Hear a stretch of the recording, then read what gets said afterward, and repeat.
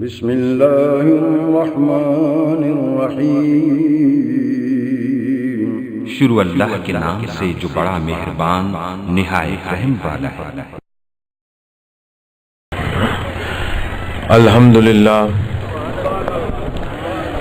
الحمدللہ رب العالمین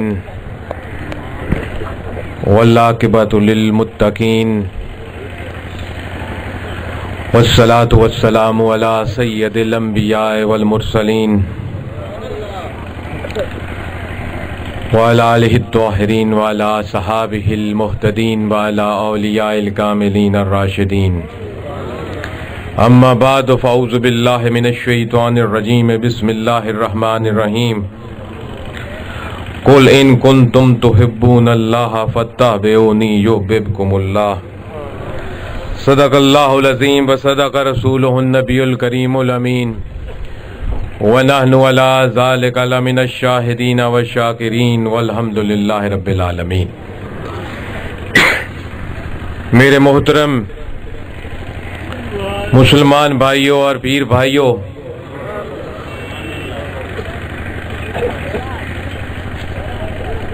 آج کی یہ نشست،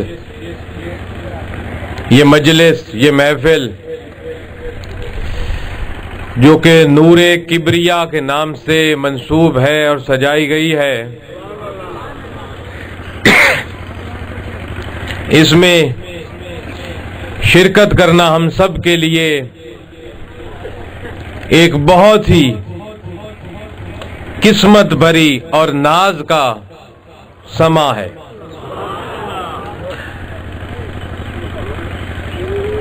ایسی مقدس اور پاک محفلیں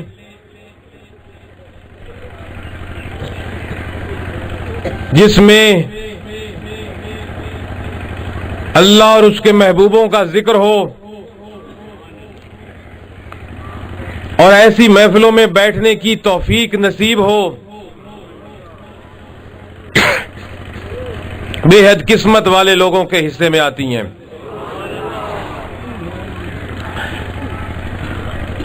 جتنے ہم حضرات یہاں بیٹھے ہیں یا خواتین بیٹھی ہیں، تھوڑا سا یہ سوچیں کہ یہ محفل، یہ اللہ کے ذکر کی باتیں، اس کے محبوب کے ذکر کی باتیں، ایسے پاک اور مقدس محفلوں میں بیٹھنا کس کی نسبت کے صدقے ہمیں ملا ہے؟ میرا کمال نہیں، آپ کا کمال نہیں، کوئی نسبت ہے، کوئی ہمارے پیچھے ہے جو ہمیں ایسی محفلیں ہم سے کروا رہا ہے اور میں بٹھا رہا ہے۔ یہ کوئی مبارک محفلیں جو ہیں، یہ کوئی چھوٹی محفلیں نہیں ہوتی۔ اللہ اور اس کے محبوب کے ذکر کی محفل میں بیٹھنا شہنشاہوں کی محفلوں سے بیٹھنے سے افضل ہے۔ ملک کے بادشاہوں کے پاس بیٹھنا کوئی مقام نہیں، شہنشاہوں کے گھروں اور محلوں میں بیٹھنا کوئی مقام اور مرتبہ نہیں۔ وہی محفل ہے جس میں اللہ اور اس کے محبوبوں کا ذکر ہو، اور ویسے ہی بادشاہوں کی مجلس میں بیٹھنا ککے کا مقام اور مرتبہ نہیں۔ اللہ والوں کی مجلس میں آ کر بیٹھنا اور اللہ والوں کے پاس آ کر بیٹھنا ایسے قسمت والوں کے حصے میں آتا ہے کہ فرشتے بھی اس کی قسمت پر ناز کرتے۔ اور یہ محفلیں، یہ مقدس صحبتیں آپ کے اور میرے حصے میں آئیں، کس کے صدقے اور کس کے وجہ سے آئیں؟ تیرے اور میرے پیر کے صدقے سے۔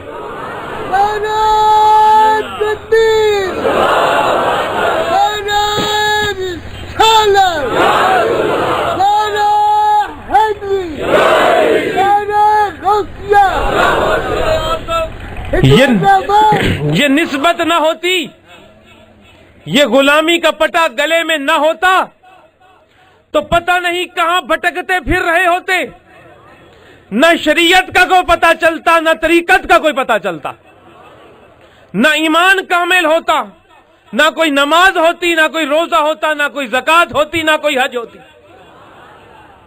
تو ان محفلوں میں بیٹھتے ہو، ان محفلوں میں بیٹھ کر اپنے مرشد کا تصور مت بھولا کرو۔ وہ مرشد کا تصور نہ ہوتا، وہ مرشد نہ ہوتا تو یہ محفلیں نہ ہوتی۔ پتہ نہیں ہمارے ہاتھوں میں کیا ہوتا، کس صحبت میں ہوتے، کس مجلس میں ہوتے، ناپاکی ناپاکی کا پتہ ہوتا۔ آج اگر ایمان ہے تو اسی نسبت کے صدقے ہے ہمارے پاس، آج اس ایمان کے صدقے ہمارا عقیدہ اگر درست ہے تو اسی نسبت کے صدقے ہے۔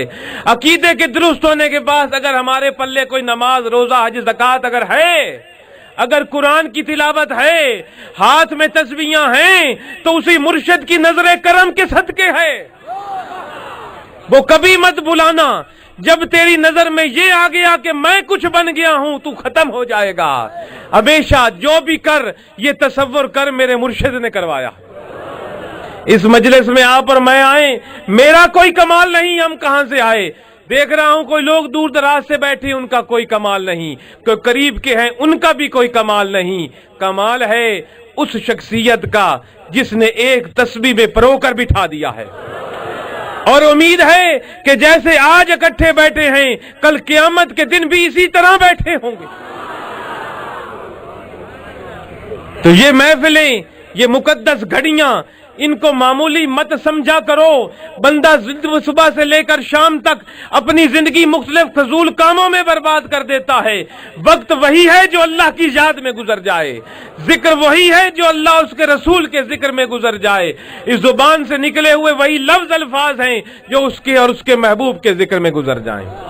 یہ آج کی یہ زمین جس پر یہ سٹیج بنا ہوا ہے، یہ زمین جس پر کہ آپ بیٹھے ہو، یہی زمین کا ٹکڑا کل قیامت کے دن آپ کی اور میری بخشش کی گواہی دے گا۔ یہ ہمارے ارد گرد کھڑے ہوئے درخت، ہمارے ارد گرد لہلاتی ہوئی فصلیں، یہی کل اللہ کی بارگاہ میں گواہی دیں گی کہ اے اللہ، انہوں نے میرے درمیان بیٹھ کر تیرا اور تیرے محبوب کا ذکر کیا تھا، ان کو معاف کر دے۔ زمین کا یہ ٹکڑا جس پر آج ہم بیٹھ کر اللہ وحدہ لا شریک کا ذکر اور اس کے محبوبوں کا ذکر کر رہے ہیں، زمین کا یہی ٹکڑا کل قیامت کے دن تیری اور میری گواہی کے لیے آئے گا اور کہے گا اے اللہ، میں گواہی دیتا ہوں میرے اوپر بیٹھ کر اس نے تیرا ذکر کیا، تیرے محبوب کی ذکر کی محفل سجائی، اے اللہ ہے تو گناہگار، اس کو بخش دے۔ یہ زمین کے ٹکڑے، یہ زمین، جس زمین پر کوئی اللہ والا بیٹھتا ہے وہ زمین اللہ کا شکر ادا کرتی ہے کہ اللہ تجھ پر میں قربان جاؤں، تو نے مجھے یہ شرف بخشا کہ میرے اوپر اپنے محبوب کو لایا۔ جس زمین کے ٹکڑے پر رب کا ذکر کیا جاتا ہے وہ زمین کا ٹکڑا بھی رب کا شکر ادا کرتا ہے اور کل قیامت کے دن بخشش کی ہماری گواہیاں دے گا، ہمارے معاف کروانے میں مدد دے گا۔ تو ان مجلسوں میں، ان محفلوں میں بیٹھنا، میں نے عرض کیا، بادشاہوں اور شہنشاہوں اور وقت کے حکمرانوں کی مجلسوں میں بیٹھنے سے افضل ہے۔ وہاں کفر ہے، یہاں ایمان ہے، وہاں شیطان ہے، یہاں رحمان ہے۔ تو میرے دوستو، اس مبارک مقدس محفل میں آپ سے کچھ گزارشات جو کرنی ہے، رسول پاک کی شان کی گزارشات ہیں، کیونکہ انہی کی شان میں سجی ہوئی محفل ہے۔ نور کبریا، کبریا رب کا نام ہے، نور محمد مصطفیٰ کا نور ہے، یعنی رب کے نور کا ذکر کرنا ہے ہم نے، اور اللہ کے محبوب رب سے جدا نہیں۔ یقین کیجئے محمد مصطفیٰ صلی اللہ علیہ وسلم اللہ نہیں لیکن رب سے جدا بھی نہیں۔ تمام عبادتوں کے لائق کون ذات ہے؟ تمام عبادتوں کے لائق صرف اور صرف اللہ کی ذات ہے۔ نمازیں اسی کے لیے، روزے اسی کے لیے، کعبے کے طواف اسی کے لیے، زکوٰۃ اور صدقات اور خیرات اسی کے لیے، تمام کے تمام قرآن کی تلاوتیں اور تسبیحات اسی وحدہ لا شریک ذات کے لیے، کیونکہ عبادت کے لائق صرف اللہ کی ذات ہے۔ یہ تو مان لیا کہ عبادت کے زائد اللہ کی ذات ہے، لیکن اب یہ سوال پیدا ہوتا ہے کہ وہ ایسی عبادت کس طرح کرنی ہے کہ جو وہ قبول بھی کرے۔ خالی ٹکرے پڑتی جائیں اوپر نیچے، سجدہ ایک بھی قبول نہ ہو تو ایک نماز بھی نہ ہوئی۔ ہر وقت روزہ بندہ رکھتا رہے، کعبے کے ہزاروں طواف کرتا رہے، لیکن رب کو قبول نہ ہو تو کس کام کے؟ زکوٰۃ اور صدقات اور خیرات بانٹتا پھرے، لیکن رب کو قبول نہ ہو تو کس کام کے؟ تو وہ عبادت کرنی ہے، رب کی ایسی عبادت کرنی ہے جو اس کو قبول بھی ہو، رب کے سامنے اس انداز میں جھکنا ہے جس کو وہ قبول بھی کرے، کعبے کا طواف اس انداز سے کرنا ہے کہ جس کو وہ قبول بھی کرے، تو تبھی تو عبادت کا مزہ ہے۔ ورنہ اس قرآن کی تلاوت کا کیا فائدہ جو رب کو قبول نہ ہو؟ ان تسبیح پڑھنے کا کیا فائدہ جو رب کو قبول نہ ہو؟ تو پتہ چلا اور معلوم ہوا کہ وہی عبادت کرنی ہے، وہ عبادت کرنی چاہیے جو رب کو قبول ہو۔ تو وہ عبادت کون سی ہے جو رب کو قبول ہو؟ وہ عبادت کیسی ہے کہ جو رب کو قبول ہو؟ اس کو خود اللہ نے قرآن میں کھول کر بیان کر دیا۔ اللہ کے محبوب کی محبت کے دعوے کرنے والوں کو تمام دنیا والوں کے سامنے کھول کر رکھ دیا کہ رب فرماتا ہے عبادت تو میری ہے، سجدہ تو میرا ہے، رکوع اور سجود تو میرے ہیں، تسبیحیں تو میرے ہیں، کعبے کا طواف کرنا تو میرا ہے، قبول اس وقت کروں گا جب میرے محبوب کی غلام بنو گے۔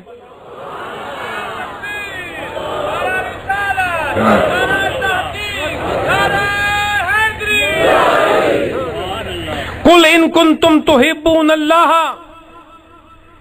کہ اے اللہ کی محبت کے دعوے کرنے والے دنیا والوں، اے رب کی توحید کے نعرے لگانے والوں، اللہ وحدہ لا شریک کو ایک ماننے والوں، کان کھول کر سن لو، میں تب تمہارا رب بنوں گا جب میرے محبوب کا غلام بن کر آؤ گے۔ میری محبوب کی رسالت مانے بغیر، میرے محبوب کا مقام اور مرتبہ اور شان پہچانے بغیر، میرے محبوب کی غلامی اختیار کیے بغیر، میرے محبوب کے عشق اور محبت میں بھرے بغیر، میرے محبوب پر تن من دھن وار دینے کا جذبہ لیے بغیر، میرے جتنی نمازیں پڑھ لو مجھے قبول نہیں، میرے گھر کے جتنے طواف کر لو مجھے قبول نہیں۔ سجدہ تو میرے لیے ہے، لیکن قبول تب کروں گا جب ویسے کرو گے جیسے میرے محبوب نے کیا۔ سبحان رب العالی کی تسبیح میرے لیے، سبحان رب العظیم کی تسبیح میرے لیے، لیکن قبول اس وقت کروں گا جس وقت میرے محبوب کے غلام بن کر ان کی محبت میں گرفتار ہو کر میرے آگے بڑھو گے۔ روزہ تو میرے لیے، لیکن جس طرح میرے محبوب نے روزہ رکھا اس طرح رکھو گے تو قبول کروں گا۔ کعبے کا گھر تو میرا، کعبے کے طواف تو میرے، لیکن ان طواف کو قبول تب کروں گا، کعبے میں آنا تیرا تب قبول کروں گا جیسے میرے محبوب نے طواف کیا ویسے کرو گے۔ تو رب العالمین نے کھول دیا کہ اے محبوب ان توحید کے دعوے داروں کو، رب کی محبت کے دعوے بھرنے والوں سے کہہ دو کہ رب سے محبت کا دعویٰ ایک طرف رہا، جب تک میرے محبوب کی غلامی اختیار نہیں کرو گے کوئی دعوے نہیں، کوئی محبت نہیں۔ ایک یہ بات بھی یاد رکھو، دنیا بھر کے لوگ رب سے محبت کرتے ہیں، رب کو اپنا محبوب بناتے ہیں، لیکن اگر رب کسی کو کہے کہ میں تمہیں اپنا محبوب بناتا ہوں، اس کا نسخہ کیا ہے پتا؟ لوگ، ہر بندے کی یہ تمنا ہوتی ہے کہ میں اس ذات کا محبوب بن جاؤں۔ جو اس ذات کا محبوب بن جاتا ہے، رب کی خدائی اس کے قدموں کے نیچے ہوتی ہے۔ اس ذات کا محبوب بننے کا طریقہ رب نے قرآن مجید میں سورہ ال عمران میں کھول دیا کہ جو میرے محبوب کی غلامی اختیار کر لے گا میں رب اس سے محبت کرنے لگ جاؤں۔ یہاں کیا پتا چلا؟ بعض لوگوں کا یہ تصور ہے کہ غالباً نماز پڑھ لینے سے ہم رب کے محبوب بن جائیں گے، روزے رکھ لینے سے رب کے محبوب بن جائیں گے، زکوٰۃ اور حج ادا کرنے سے ہم رب کے محبوب بن جائیں گے۔ اور وہ نماز کس کام کی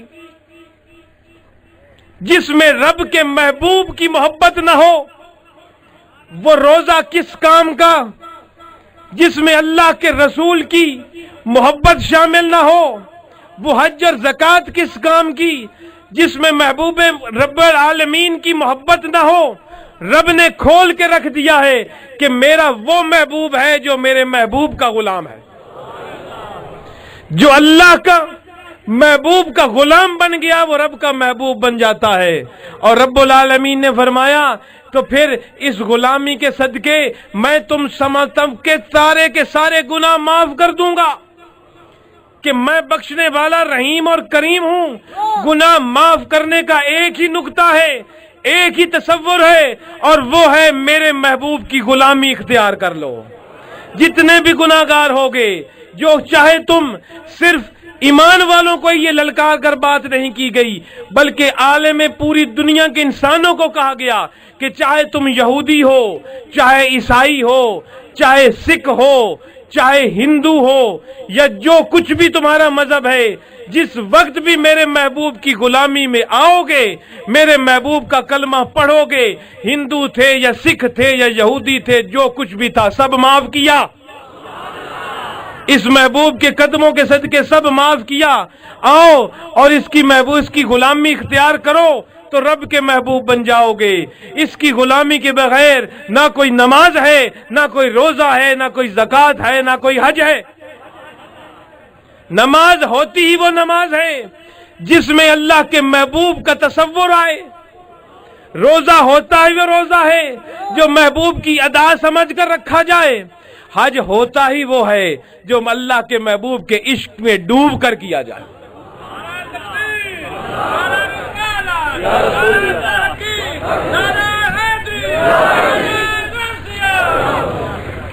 آؤ صحابہ کا عقیدہ تو دیکھیں۔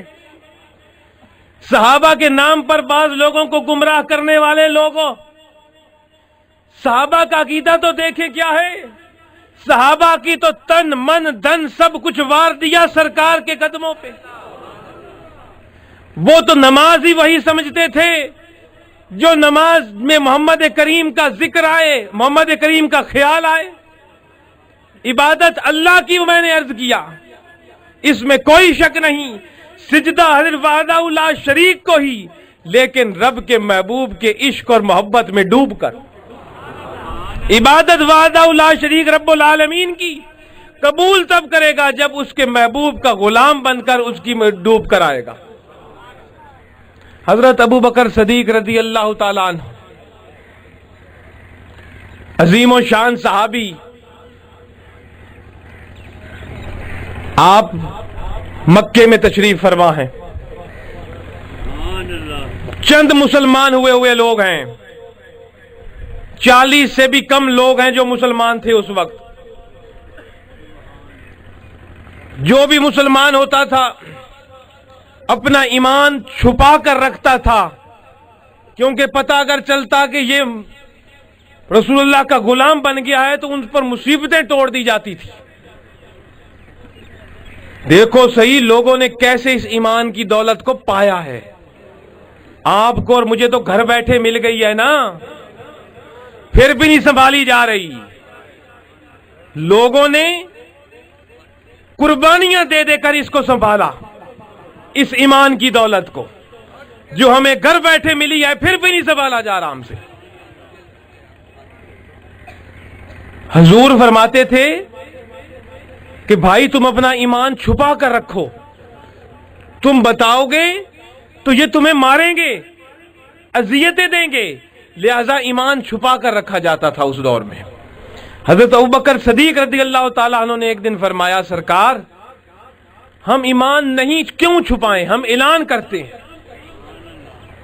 اور آپ نے مکہ مکرمہ میں مسجد حرام میں جا کر اعلان فرمایا اور خطبہ دیا اللہ کی وحدانیت کا اور رسول اللہ صلی اللہ علیہ وسلم کی رسالت کا۔ آپ کے ساتھ کچھ اور اصحاب بھی شامل تھے، تو رد عمل جو ہونا تھا وہی ہوا، لوگ ان پر ٹوٹ پڑے، گسنوں سے، لاتوں سے، جوتوں سے، ڈنڈوں سے مار مار کر حشر نشر کر دیا۔ حضرت ابوبکر صدیق کی یہ حالت ہو گئی کہ وہ مکہ کے حکیم اور آپ کے برادری کے لوگ آپ کی زندگی سے مایوس ہو گئے کہ اب نہیں بچ سکتا یہ شخص، کیونکہ اس قدر زخمی حالت میں ان کو مارا گیا۔ اور مارنے کی وجہ کیا تھی؟ صرف یہی کہ رسول اللہ کی غلامی کے اختیار کی، اللہ کا کیوں نام لے رہا ہے؟ آج تو ہم اللہ کا اگر نام لیں اور اس کے رسول کا، میں الحمدللہ یہاں اس ملک میں کوئی نہیں مارتا،